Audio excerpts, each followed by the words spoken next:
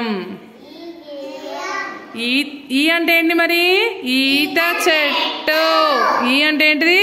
ఈత చెట్టు. ఈత చెట్టు ఊపుదాం,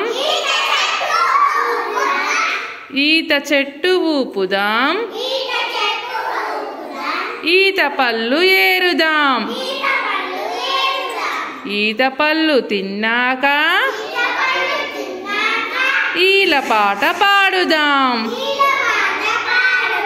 ఇదేంటి?